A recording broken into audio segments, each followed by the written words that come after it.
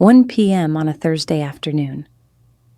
That's when my sister Harper appeared at my front door with her 7-year-old son Ethan, 2 suitcases, and words that would shatter my carefully constructed life into 1,000 irreparable pieces.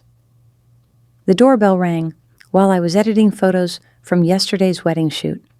I remember the exact image on my screen when I heard that sound. A bride mid-laugh, her veil catching afternoon sunlight, everything perfect and frozen in that single moment. I saved my work and walked to the door, expecting a delivery driver or maybe my neighbor asking to borrow something. Instead, I found Harper standing on my doorstep, her hand gripped tightly around Ethan's small shoulder. 2 pink suitcases sitting at their feet like abandoned soldiers. "Madison," she said, and something in her voice made my stomach clench. Not the usual brightness, not the casual warmth of sisterly greeting. This was different, harder, rehearsed. "Harper? What are you doing here?" I stepped back automatically, letting them in. Ethan's face was red and blotchy, tear-stained, his breath still hitching with the aftermath of crying. My heart immediately went to him. "Sweetie, what's wrong?" He didn't answer, just looked up at his mother with an expression I'd never seen on a child's face before. Not fear exactly, but something close to it. Something that made me want to scoop him up and protect him from whatever was coming. Harper walked past me into my living room, that familiar space where we'd had coffee 100 times, where she'd sat on my couch complaining about her marriage to Tyler, where she'd shown me her engagement ring 3 years ago with stars in her eyes. She sat down without being invited, her movements stiff and formal, like she was performing a role she'd practiced. "I can't do this anymore," she said, and the words came out flat, emotionless. "Tyler and I talked it over. We've decided we don't want him anymore." The room tilted. I actually felt it, the floor shifting beneath my feet like I was on a boat in rough water. "What?" "He's yours now. I'm sorry, Madison, but this is the only solution." She stood up, brushing invisible lint from her designer jeans. "We have a fresh start in Seattle. Tyler got that promotion he wanted. We're moving next week." Ethan made a small sound, halfway between a whimper and a gasp. I looked down at him, this beautiful child with Harper's dark hair and eyes that were currently filling with fresh tears, and something fierce and protective surged through me. "Harper, you can't be serious. This is your son. You can't just leave him because your new life doesn't include him." "Don't judge me," she snapped, and there was the emotion I'd been waiting for, hot and defensive. "You don't understand how hard it's been. Tyler and I need this fresh start, just the 2 of us. Ethan will be better off with you anyway. You've always been the nurturing one, the patient one. You'll be a better mother to him than I ever was." The words hit me like physical blows. I stared at my sister, this woman I'd shared a childhood with, who'd taught me how to braid my hair and helped me through my first heartbreak, and I didn't recognize her. This stranger wearing Harper's face, saying these impossible things. "Harper, please, let's talk about this. There are other solutions. Therapy, family counseling, anything but this. There's nothing to discuss." She picked up her purse, checking her phone with a quick glance. "Tyler's waiting in the car. We have a flight to catch this evening. Everything Ethan needs is in those suitcases. His medical records, school information, all of it. I'll send you money when I can, but honestly, Madison, you make decent money with your photography business. You can afford him." The casual cruelty of it stunned me into silence. This wasn't a moment of weakness, a breakdown, a cry for help. This was calculated, planned. She'd made her decision, packed his bags, and shown up to execute it with the efficiency of someone dropping off dry cleaning. "Mom, please." Ethan's voice was small, broken. "I'll be good. I promise I'll be better. Please don't leave me." Harper's face tightened, but she didn't look at him. Couldn't look at him, I realized. "You'll understand when you're older. This is better for everyone." Better for everyone? I heard my voice rising, felt anger replacing shock. You're abandoning your child. How is that better for him? He has you now. She moved toward the door, each step deliberate. Sign him up for school here. The elementary school 3 blocks away is supposed to be excellent. His birthday is in November. Don't forget that. Harper, wait. I grabbed her arm, desperation making me bold. You can't do this. I'm not prepared to raise a child. I've never even thought about having kids. My apartment is barely big enough for me. I work irregular hours. I travel for shoots. This is insane. She pulled her arm free, her eyes meeting mine for the first time since she'd entered my home. In them, I saw something that chilled me to my core. Not regret, not even guilt, just determination. You'll figure it out. You always do. That's what makes you the responsible sister, right? The one who always cleans up everyone's messes. He's not a mess to clean up. He's a child, your child. Not anymore. She opened the door, spring sunshine streaming in, birds singing somewhere in the distance, the world continuing on as if everything wasn't collapsing. I'll call in a few weeks to see how he's settling in. Harper, don't you dare walk out that door. My voice shook with the force of emotions I couldn't name. If you leave him here, I'm calling the police. This is child abandonment. Do what you need to do. She stepped onto the porch, her back to us now. But I'm leaving. Tyler and I have a new life waiting, and Ethan doesn't fit into it. Maybe I'm a terrible person. Maybe I'll regret this someday. But right now, this is what I need to do. Please. I tried one more time, hating the pleading in my voice. At least stay and talk to him. Explain it properly. Give him some kind of closure. Closure? She laughed, the sound harsh and bitter. He's 7. He'll adjust. Kids are resilient. That's what everyone says, right? She walked down my front steps without looking back. Take care of him, Madison. He's a good kid when he's not being difficult. I stood frozen in my doorway, holding Ethan's small, trembling body against my side, watching my sister get into a waiting car. Tyler sat in the driver's seat, staring straight ahead, not even glancing at the house, at the son he was leaving behind. The car pulled away smoothly, turned the corner, and disappeared as if they'd never been there at all. The silence that followed was deafening. I stood there, my hand on Ethan's shoulder, feeling the rapid beating of his small heart through his t-shirt. His breathing had become uneven again, hitching toward another crying spell. I closed the door gently and sank down to his level, my knees protesting against the hardwood floor. Ethan, sweetie? I didn't know what to say. What words exist for a moment like this? It's going to be okay. She doesn't want me anymore. His voice was so small, so utterly broken. I tried to be good.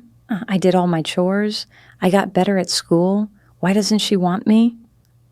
Something in my chest cracked wide open. I pulled him into my arms, this child I'd seen at family gatherings, but never really known, and held him while he sobbed. His tears soaked through my shirt, his small fists clutching at my back like I was the only solid thing in a world that had just proven itself capable of vanishing without warning.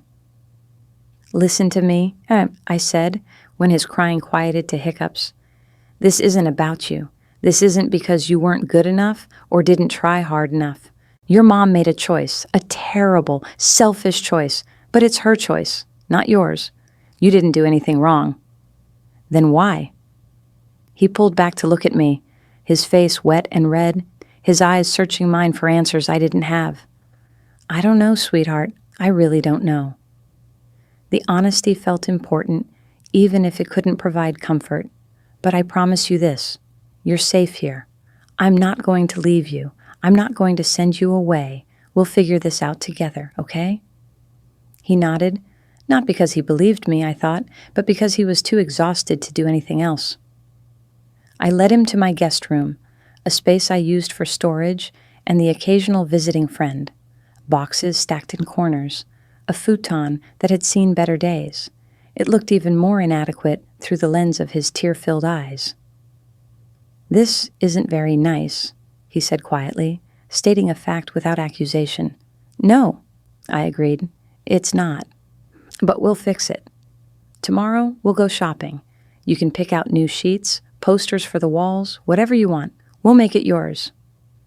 I helped him open his suitcases, finding clothes neatly folded, his favorite stuffed elephant, some books, a tablet, toiletries. Harper had been thorough in her abandonment. I'd give her that. She'd packed everything a child might need for an extended stay, as if this were summer camp instead of permanent exile.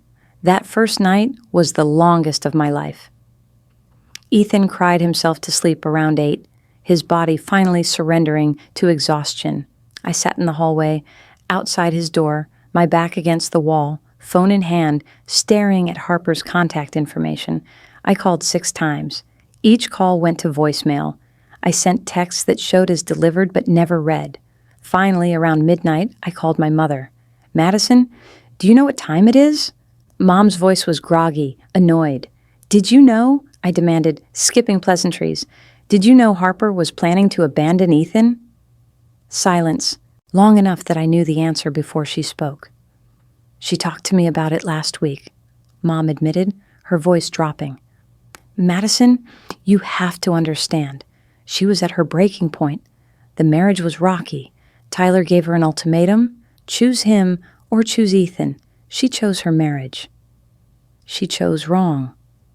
My voice came out harder than I'd intended. "And you let her. You knew she was planning this, and you didn't try to stop her. You didn't warn me. You let her show up at my door and destroy that child's life without preparation or support. What was I supposed to do?" Mom's defensiveness sparked through the phone line. "You know how Harper gets when you try to tell her what to do.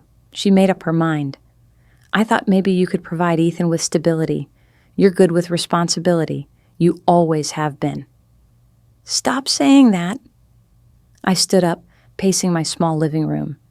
"Stop making this about me being the responsible sister. A child needs his mother, not his aunt, who never signed up for parenthood. Harper needs to come back and fix this." "She won't." Mom sighed. "I already tried calling her after she told me her plans. She's blocked my number. She's blocked everyone except you. And that's probably just so she can occasionally assuage her guilt with updates." The casual acceptance in her voice enraged me. "So that's it? She abandons her son and we all just accept it? We let her walk away and start fresh while Ethan deals with trauma that will affect him for the rest of his life?" "Madison, life isn't fair. You know that. Harper made her choice. Now you have to make yours. Are you going to step up for that child, or are you going to make the situation worse by fighting a battle you can't win?" I hung up without answering, made my choice, as if I had one, as if I could look at that broken child sleeping in my guest room and choose anything except to fight for him with everything I had. The next morning, I called my photography clients and rescheduled 2 shoots. I called the elementary school and learned about enrollment procedures. I called a child psychologist and made an appointment. I called my landlord and asked about the possibility of breaking my lease to find a 2-bedroom apartment. Each call felt like sealing myself into a future I'd never imagined, but what choice did I have? Ethan woke up around 9, his eyes swollen and red, and came to find me in the kitchen.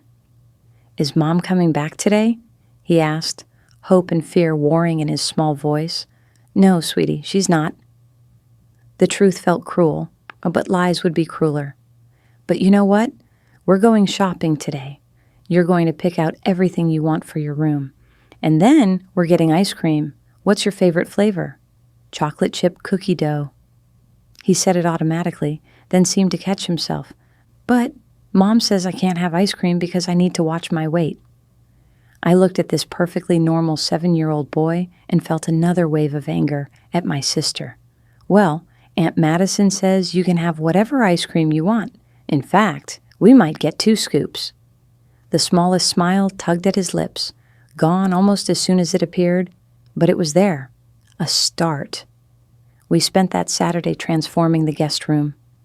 Ethan picked out deep blue sheets covered in planets and stars. We bought glow-in-the-dark stickers for his ceiling. He chose posters of dinosaurs and superheroes. I let him pick out new clothes, watching as he gravitated toward bright colors that Harper apparently never let him wear. At the ice cream shop, he got his 2 scoops and actually ate them both, his eyes brightening with each bite. "Aunt Madison?" he said as we walked back to my car, his small hand finding mine. "Yeah, buddy." "Thank you for not sending me away, too." My throat closed around unshed tears. I squeezed his hand gently. "I'm never sending you away, Ethan. I promise you that. This is your home now, for as long as you need it." He nodded, accepting this with the gravity of someone far older than 7. We drove home in comfortable silence, and I realized that comfortable silence might be the most we could hope for right now. That, and small moments of ice cream, and genuine smiles. The following weeks were a blur of adjustments and learning. I enrolled Ethan in school, sat through meetings with teachers and counselors, explained the situation in carefully neutral terms that didn't make Harper sound like the monster I increasingly believed her to be. I learned about parent-teacher conferences and lunch money and homework routines.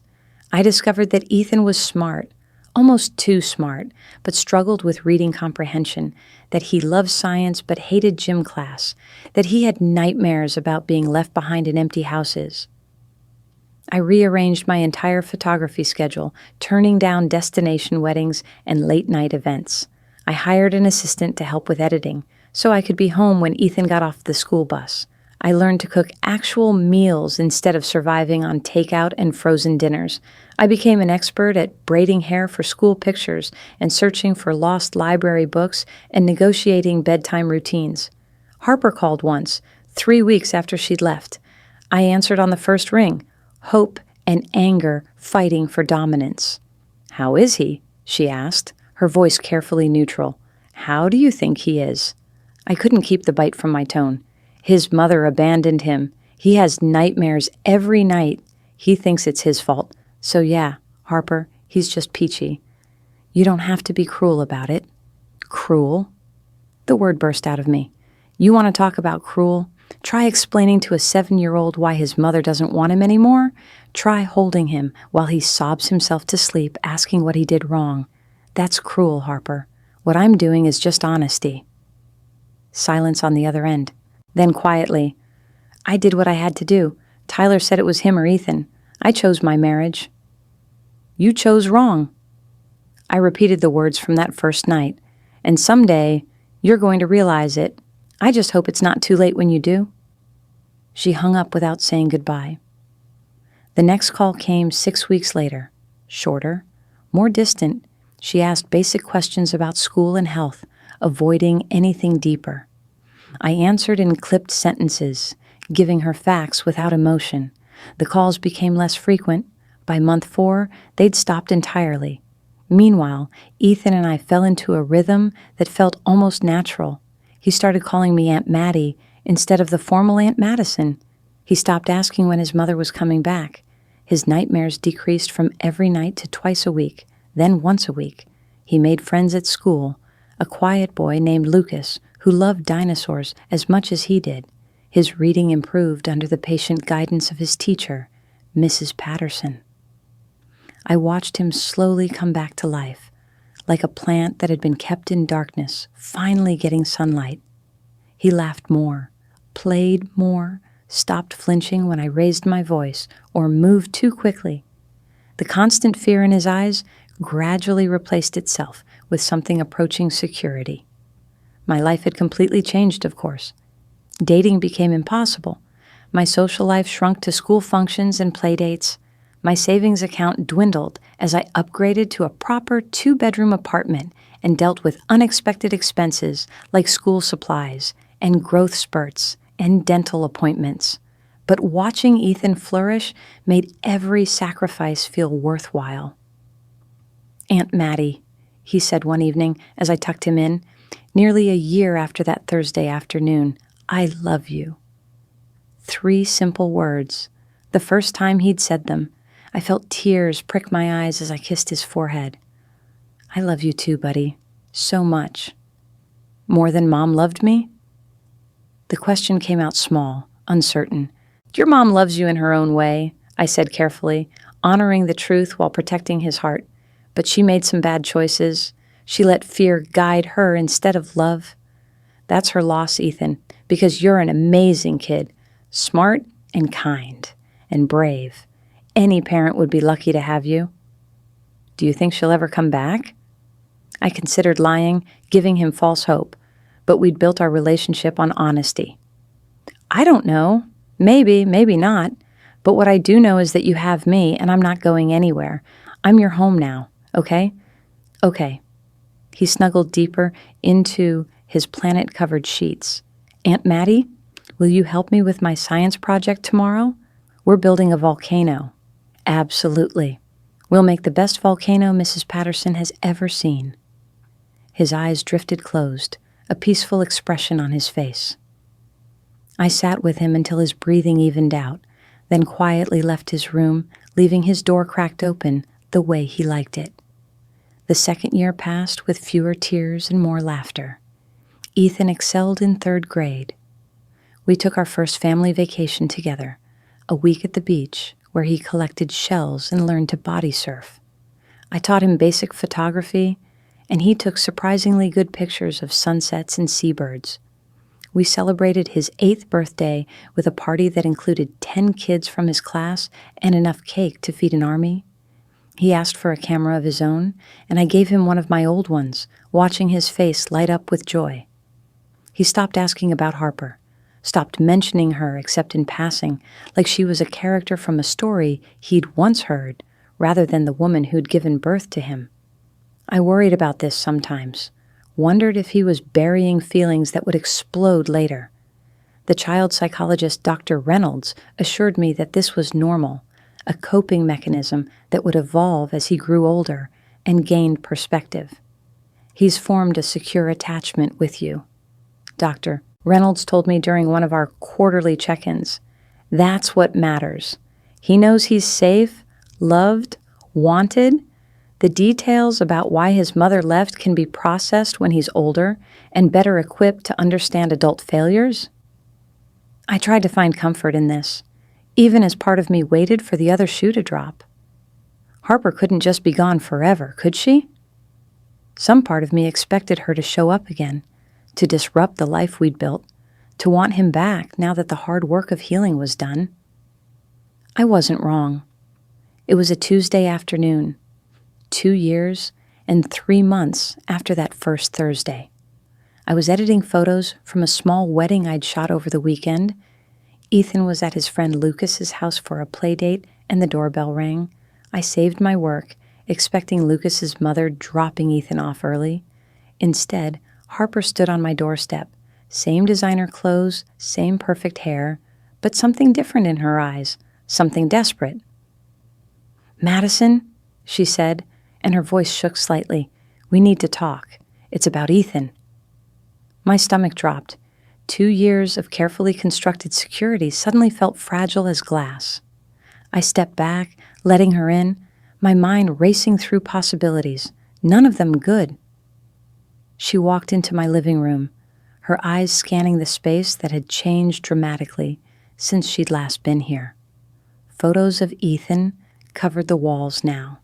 His artwork hung on the refrigerator, his backpack sat by the door, evidence of a child who lived here, who belonged here. "Nice place," she said, voice tight. "You've done well with him." "What do you want, Harper?" I couldn't manage pleasantries, not with her, not after everything. She turned to face me, and I saw tears in her eyes, real ones, not the calculated kind. "I want him back. I need him back. Tyler and I divorced 6 months ago. I have my own place now in Portland. I've been in therapy. I've done the work. I'm ready to be his mother again." The words hit me like a freight train. After 2 years of silence, of absence, of abandonment, she wanted him back. Just like that, as if he were a possession she'd left in storage and was now ready to retrieve. "No." The word came out harsh, definitive. "You can't just say no," Harper argued, her voice rising. "I'm his mother. Legally, I have rights. I never signed away custody. I just needed time to get myself together. Time? I heard my voice getting louder, felt rage building in my chest. You didn't need time. You abandoned him. You told a 7-year-old child that you didn't want him anymore. You let him cry himself to sleep every night for months, thinking he wasn't good enough, wasn't lovable enough, wasn't worth staying for. And now you want him back? Because what? Your marriage failed and you're lonely? Because being a single woman isn't as glamorous as you thought? It's not like that. She was crying now, mascara running down her cheeks. I made a mistake, a terrible mistake. I was in a bad place mentally. Tyler was controlling and manipulative. He isolated me from everyone, including Ethan. I thought I was doing the right thing by choosing my marriage, but I was wrong. I see that now. I want to fix it. You can't fix this. I shook my head, fighting my own tears. You can't just show up 2 years later and expect to erase the damage you caused. Ethan has a life here. He has friends, a school he loves, stability. He's finally happy. And you want to rip him away from all of that because you've decided you're ready to be a mother again? I'm ready to be a better mother, Harper insisted. I've changed. I'm in therapy. I have a good job in Portland. I have an apartment with a room all set up for him. I've thought this through, Madison. I'm prepared this time. You weren't prepared when you dropped him off, crying and terrified. You weren't prepared to make a single phone call in 6 months. You weren't prepared to send a birthday card or Christmas present or any sign that you remembered he existed. Each question felt like throwing knives. But now you're prepared. How convenient. I know I don't deserve forgiveness. Her voice broke. I know I screwed up in the worst possible way, but he's my son. I carried him for 9 months. I gave birth to him. I have rights. Rights? The word tasted bitter. You forfeited your rights when you walked out that door, when you chose a man over your child, when you let 2 years pass without fighting for him. Ethan doesn't need a mother who needs him. He needs a mother who wants him, who chooses him, who stays even when it's hard. I've been that for him. Where were you? We stood facing each other in my living room, years of sisterly history crumbling between us. This wasn't about custody or legal rights. This was about the moment Harper had to face what she'd done, who she'd become. And I had to face whether I could forgive her, whether Ethan could survive losing another parent. I'm going to fight for him, Harper said quietly, wiping her tears. I've already consulted with a lawyer. I have parental rights. You're just his aunt. The courts will side with me. Then do it. I crossed my arms, standing my ground. Take me to court. Let a judge hear about how you abandoned your 7-year-old because your husband didn't want him. Let them hear about 2 years of silence. Let them hear from Ethan himself about the nightmares and the therapy and the slow, painful process of healing. See how that plays out for you. Her face paled. I'll tell them I was in an abusive relationship, that Tyler forced me to choose, that I was scared and vulnerable. Were you? I asked, genuinely curious. Was Tyler abusive? Or is that just a convenient story now that you want your son back? She looked away, unable to hold my gaze. That told me everything. I thought so, I said softly. Harper, I don't know what's really going on with you, whether you genuinely regret your choices or you're just lonely now that your marriage fell apart. But here's what I know for certain. Ethan is thriving. He's happy. He feels safe for the first time in years. And I will fight with everything I have to protect that, to protect him, even from you. He's my son, she repeated. But there was less conviction this time. No, I corrected her. He was your son. Now he's the child I'm raising, the child I love, the child who calls me Aunt Maddie and tells me about his day and asks me to help with homework and wants me at his school performances. What does he call you? Does he even remember your voice? The cruelty of the questions registered on her face, but I couldn't stop. 2 years of watching Ethan heal, of holding him through nightmares, of answering the impossible question of why his mother didn't want him. All of that fueled words I might have regretted in a calmer moment. "I want to see him," Harper demanded. "Today. Now. I have a right to see my own child." "He's at a friend's house, but even if he were here, I wouldn't let you see him. Not like this, not without preparation, not without thinking about what's best for him instead of what you want. You can't keep him from me. Watch me." I moved toward the door, opening it. "Leave, Harper. Come back when you've actually thought about Ethan's needs instead of your own guilt. Come back when you can answer the question of how your sudden reappearance will help him instead of hurting him." She stood there, caught between anger and desperation, clearly not expecting this level of resistance. "I'll be back with a lawyer. You'll regret this. The only thing I regret is not calling the police when you abandoned him 2 years ago. That's on me. But everything else, taking him in, loving him, giving him stability, I don't regret any of that, and I never will." Harper left, slamming the door behind her. I sank onto my couch, my hands shaking with adrenaline and fear. She meant it. She was going to fight for custody.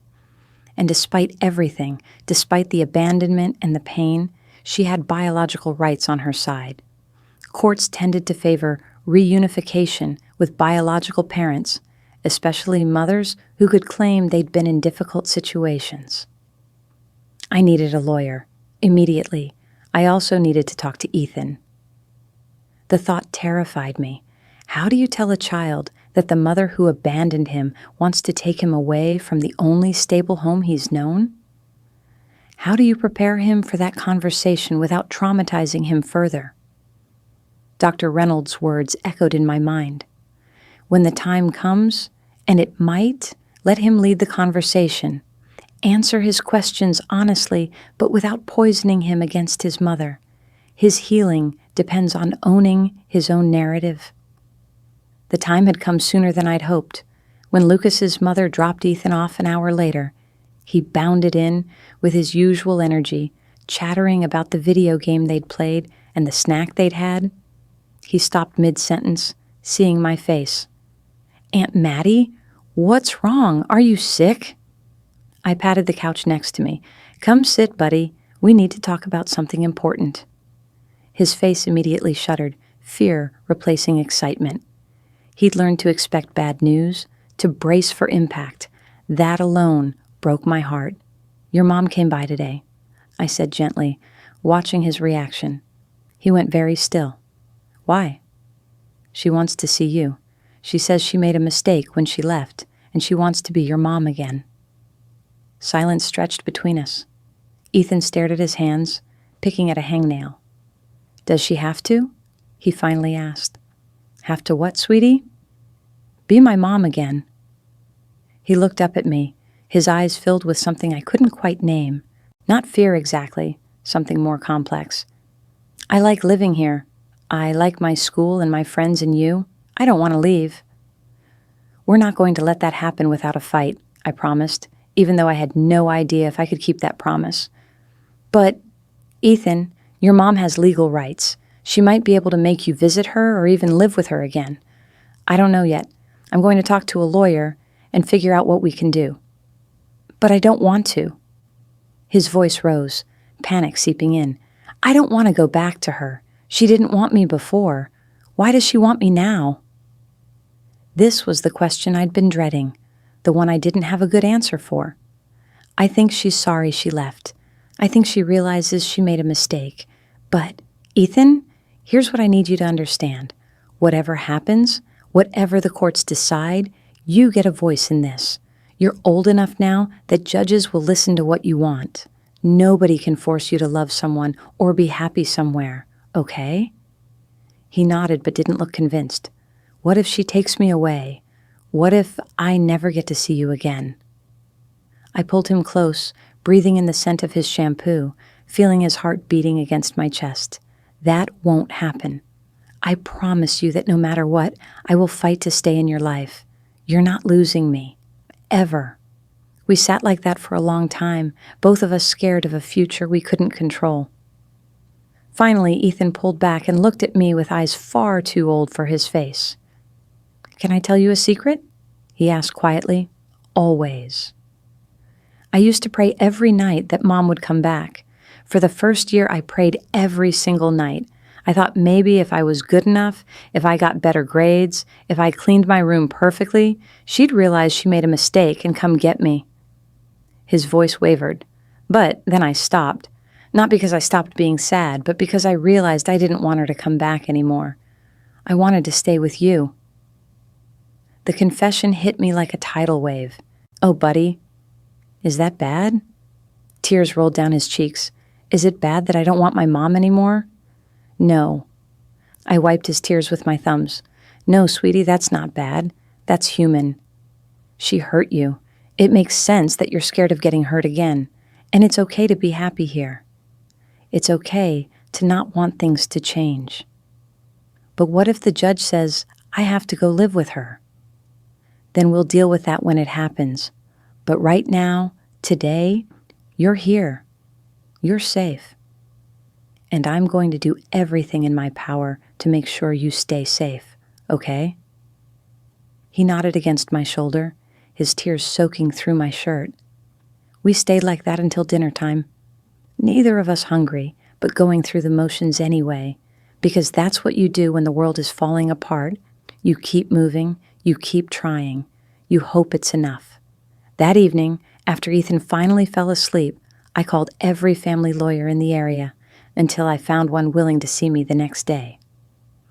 Margaret Walsh had been practicing family law for 30 years and had a reputation for fighting hard for her clients. When I explained the situation, her voice sharpened with interest. 2 years with no contact, no financial support, no attempt at co-parenting, she confirmed. Nothing. Total abandonment. And now she wants full custody?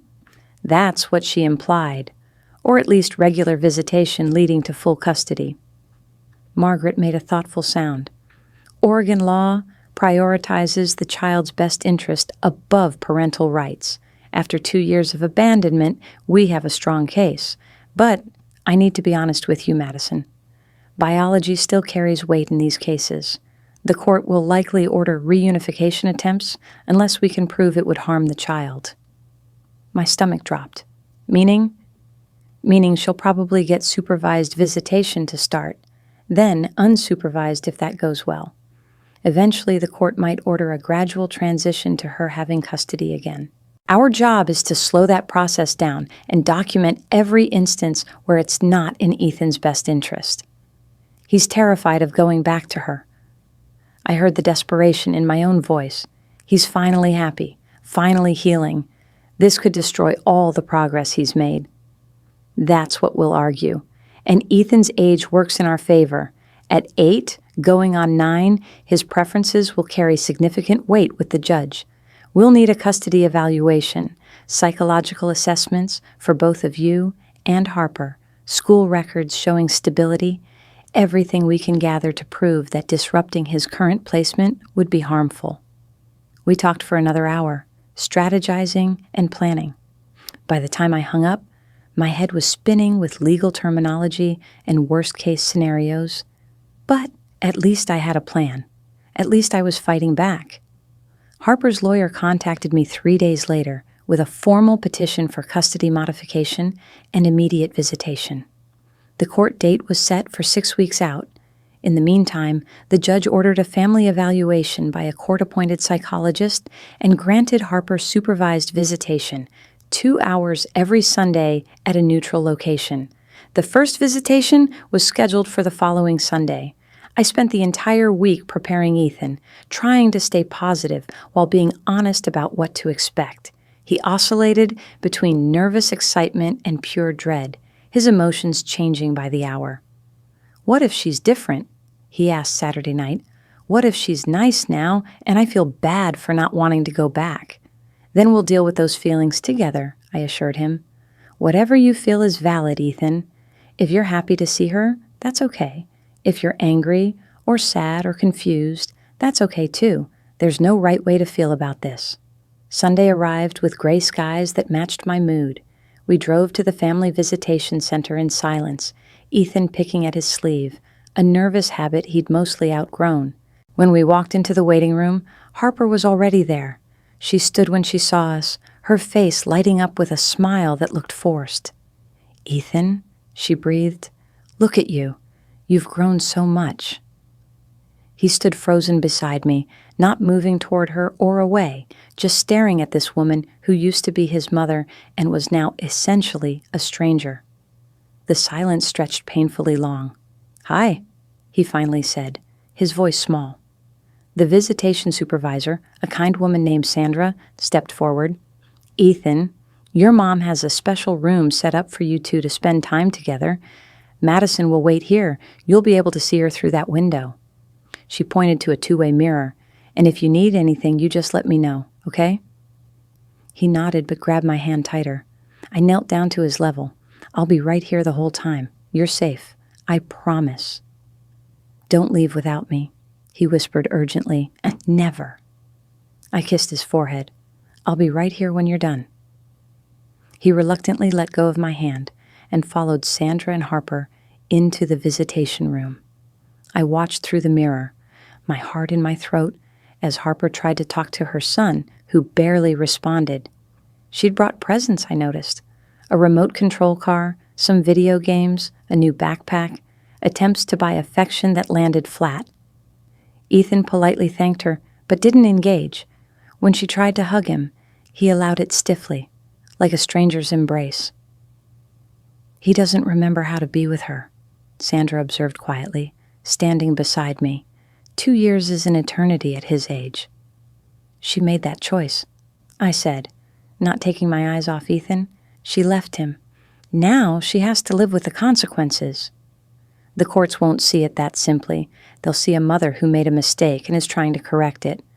They'll push for reunification. Even if it hurts him? Even then, the assumption is that biological parents should raise their children unless there's proof of abuse or neglect.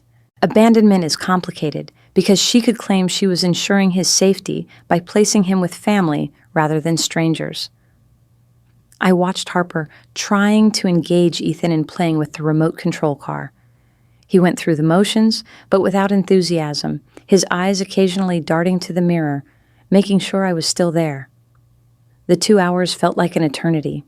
When time was up, Ethan practically ran back to me, burying his face against my side. Harper stood in the doorway, her disappointment obvious. "Same time next week?" she asked Sandra, ignoring me entirely. "Yes, the judge ordered weekly visits for the next month, then we'll reassess." On the drive home, Ethan was quiet until we were almost to the apartment. "She kept asking if I missed her," he said suddenly, "and showing me pictures of this room she decorated for me in Portland. She wants me to come live with her." "I know, buddy. That's what this whole custody thing is about." I told her I liked living with you better. He said it matter-of-factly, without apparent guilt. She started crying. "Was that mean?" I pulled into our parking spot and turned to face him. "No, it wasn't mean. It was honest. You're allowed to have feelings and express them. You're allowed to prefer the life you have now."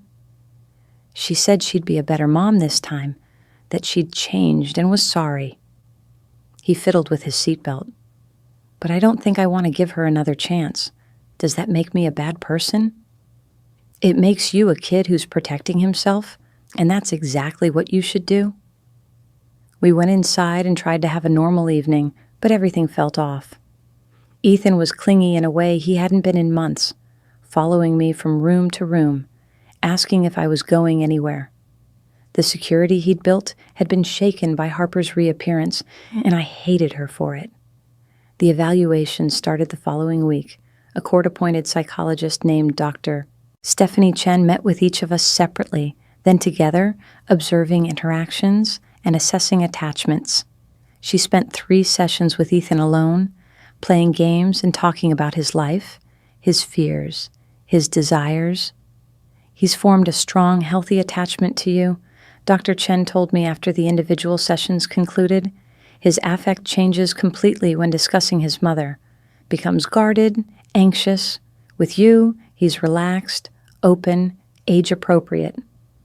Will that matter to the judge? It should. But judges vary widely on these issues. Some prioritize biological connections above all else. Others focus more on established bonds and stability. You'll want to hope for the latter. Harper's evaluation didn't go as well for her, from what Margaret was able to discover. Harper admitted to the abandonment, but framed it as a desperate act by a woman in an abusive marriage. She claimed Tyler had isolated her, controlled her, forced her to choose. When pressed, she couldn't provide concrete examples of abuse or explain why she'd maintained no contact for 2 years after the marriage ended. The Sunday visits continued, growing slightly less awkward but never comfortable. Ethan remained polite but distant, answering Harper's questions with minimal detail, never asking questions of his own. He never called her mom, I noticed, just referred to her as you, or avoided addressing her directly. By the 4th visit, Harper's frustration was visible. You need to talk to him. She cornered me in the waiting room after. He won't engage with me, won't open up. You're poisoning him against me. I've never said a single negative word about you to him. I responded truthfully. Every emotion he's feeling, every reservation he has, that's his own. Maybe try asking yourself why your son is so resistant to reconnecting with you. Because you've replaced me.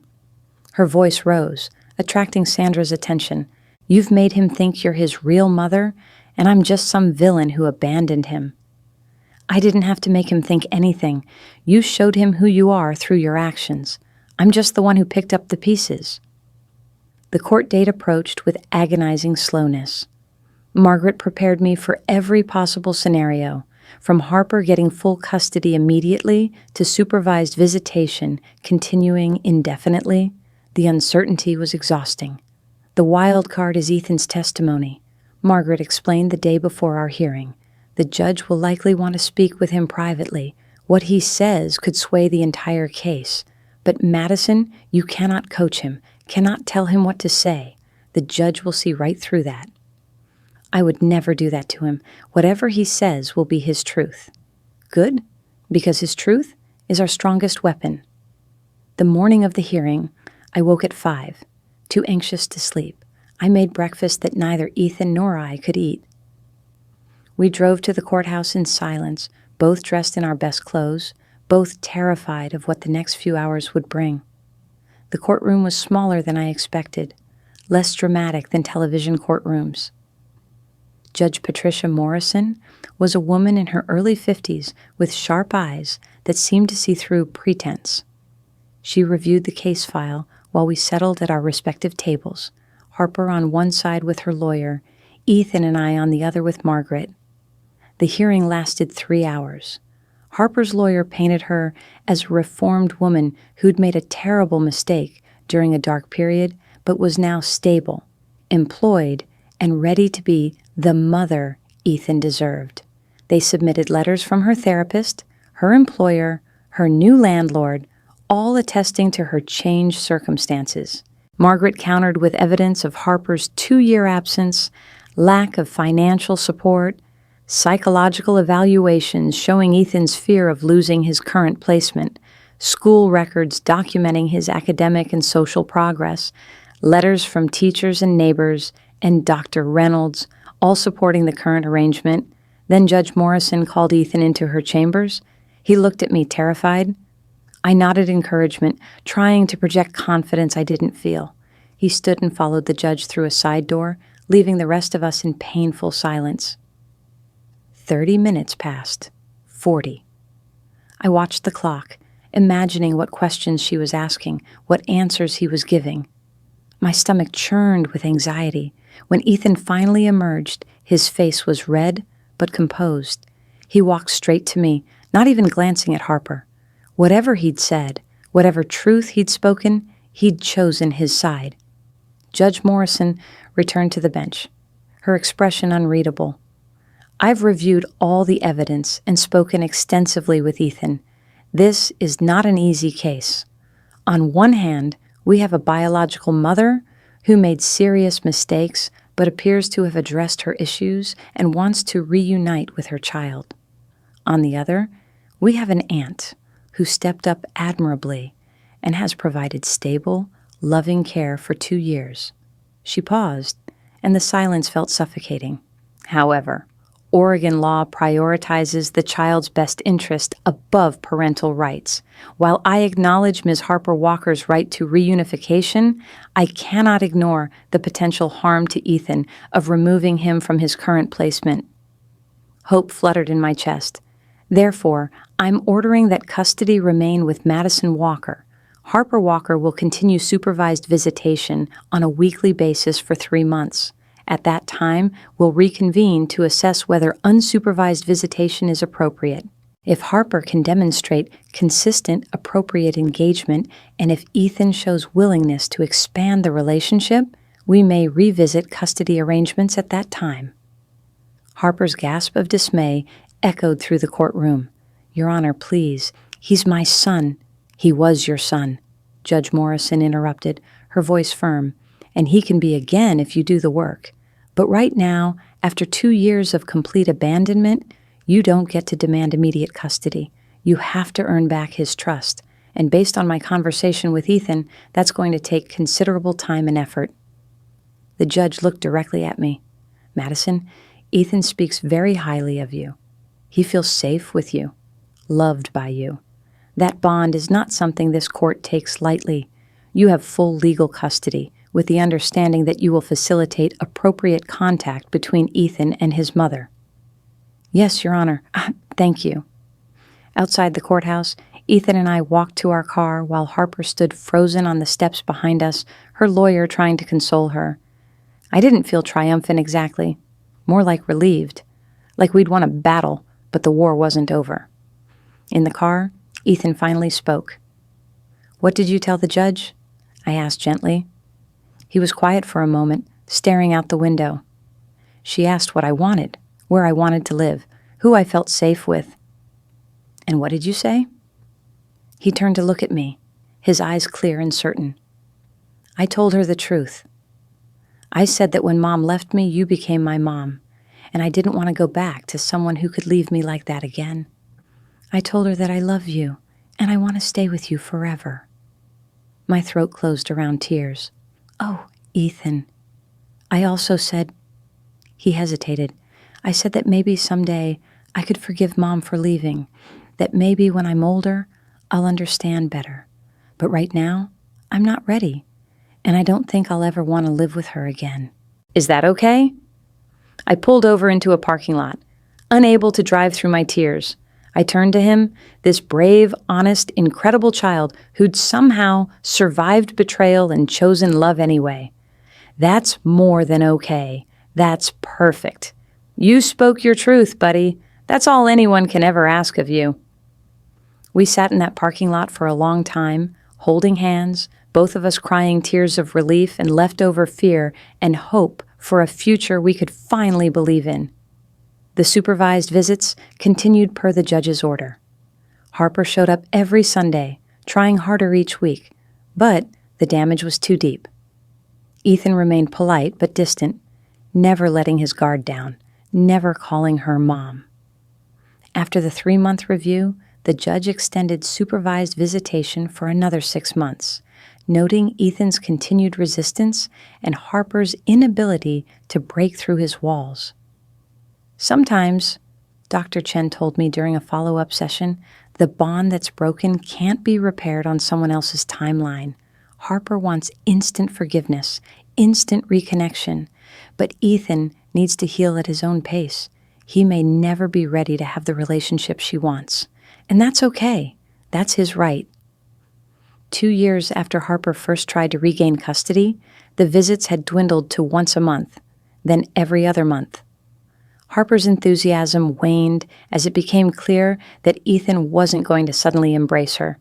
She moved back to Seattle, making visitation increasingly impractical. Eventually, she stopped asking for visits altogether. On Ethan's 11th birthday, a card arrived in the mail with a check for $100. No note, just her signature. Ethan looked at it, shrugged, and used the money to buy a new camera lens. He'd become quite the photographer, following in my footsteps, finding beauty in ordinary moments. "Do you think she still thinks about me?" he asked one evening as we edited photos together. "I think she thinks about you a lot," I answered honestly.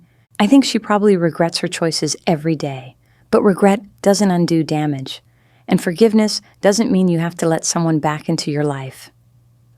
"I'm not ready to forgive her yet," he said thoughtfully. "Maybe never, but I'm okay with that. I have you. That's enough." 3 years after that court date, Ethan was 13 and preparing for high school. We'd moved to a house with a backyard and a dark room for our photography. We'd traveled together, laughed together, navigated middle school drama and growth spurts and all the challenges of raising a teenager. I'd officially adopted him on his 12th birthday, at his request, changing his last name to mine. Harper sent a card congratulating him on his graduation from middle school. Inside, she wrote, "I know I don't deserve your forgiveness. I know I failed you in the worst possible way. But I want you to know that giving you to Madison was the one good thing I did. She was the mother you deserved. I'm sorry I couldn't be. Love, Harper." Ethan read it twice, then placed it in a box where he kept the few things from his early childhood. "Maybe someday I'll respond," he said, "but not today." "That's okay," I assured him. "You don't owe her anything. Not forgiveness, not relationship, nothing. Whatever you decide, whenever you decide it, that's your choice." He hugged me then, this teenager who was almost as tall as me now, and whispered, "Thanks for not leaving me too." "Never," I promised, as I had so many times before. "You're stuck with me forever, kid." And that was the truth, the only truth that mattered. Sometimes family isn't about blood or biology or legal documents. Sometimes family is about the person who shows up, who stays, who fights for you even when it's hard. Harper had been his mother by birth, but I became his mother through choice, through love, through the daily, difficult work of parenting that she'd walked away from. 2 years and 9 months after Harper first appeared at my door, demanding her son back, I had my answer to her claim. I knew exactly what he'd said to that judge, exactly what truth had given me custody. But more importantly, I knew what truth he carried in his heart every day. That home isn't where you're born, it's where you're chosen. It's where you're safe. It's where love is proven through action, not just words. And for Ethan, that home was with me. Had been from the moment his mother walked away, would be for as long as he needed it. That was the promise I'd made to him on that first terrible Thursday afternoon. And it was the promise I intended to keep for the rest of my life.